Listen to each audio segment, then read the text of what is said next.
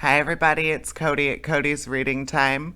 I'm back again with another Grimm Brothers fairy tale. This one's called Dr. Know All. If you haven't subscribed, please subscribe. I upload new stories to my channel every single day, and there's always going to be something new to listen to. All right, let's get started in on this story. Here we go.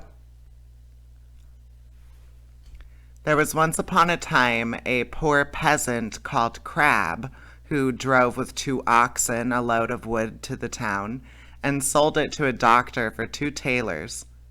When the money was being counted out to him, it so happened that the doctor was sitting at table, and when the peasant saw how well he ate and drank, his heart desired what he saw, and would willingly have been a doctor too.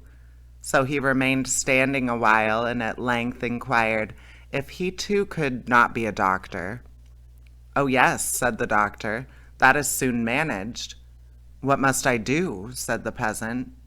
"In the first place, buy yourself an ABC book of the kind which has a cock on the frontispiece. On the second, turn your cart and your 2 oxen into money, and get yourself some clothes, and whatsoever else pertains to medicine.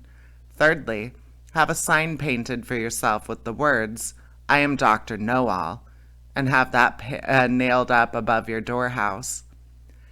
The peasant did everything that he had been told to do. When he had doctored people a while, but not long, a rich and great lord had some money stolen. Then he was told about Dr. Know-all, who lived in such and such a village, and must know what had become of the money. So the lord had the horses harnessed to his carriage, drove out to the village, and asked Crab if he were Dr. Know-all. Yes, he was, he said. Then he was to go with him and bring back the stolen money. "Oh, yes, but Greta, my wife, must go too." The lord was willing, and let both of them have a seat in the carriage, and they all drove away together. When they came to the nobleman's castle, the table was spread, and Crab was told to sit down and eat. "Yes, but my wife Greta too," said he, and he seated himself with her at the table. And then when the first servant came with a dish of delicate fare, the peasant nudged his wife and said, "Greta, that was the first," meaning that was the servant who brought the first dish. The servant, however, thought he intended by that to say, that is the first thief. And as actually was so, he was terrified and said to his comrade outside, "The doctor knows all. We shall fare ill. He said I was the first." The second did not want to go in at all, but was forced. So when he went in with his dish, the peasant nudged his wife and said, "Greta, that is the second." The servant was equally alarmed, and he got out as fast as he could. The third fared no better, for the peasant again said, "Greta, that is the third."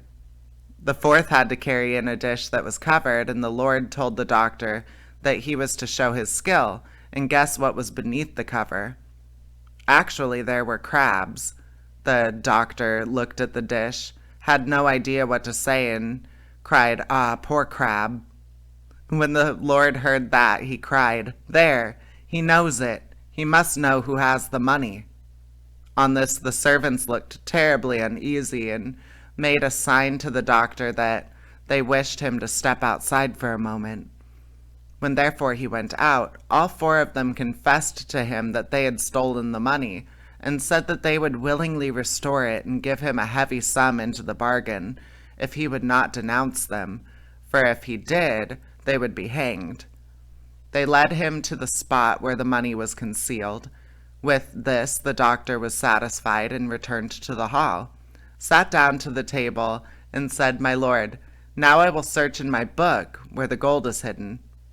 The 5th servant, however, crept into the stove to hear if the doctor knew still more, but the doctor sat down and opened his ABC book, turned the pages backwards and forwards, and looked for the cock.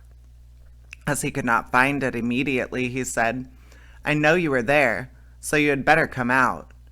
Then the fellow in the stove thought that the doctor meant him, and full of terror sprang out crying, "That man knows everything." Then Dr. Know-all showed the Lord where the money was, but did not say who had stolen it, and received from both sides much money in reward, and became a renowned man. All right, and that's the end of that story. I hope you enjoyed it, and please subscribe. I upload new stories every single day onto my channel. There's always something to listen to. I hope you enjoy it. All right, thanks so much. Bye-bye.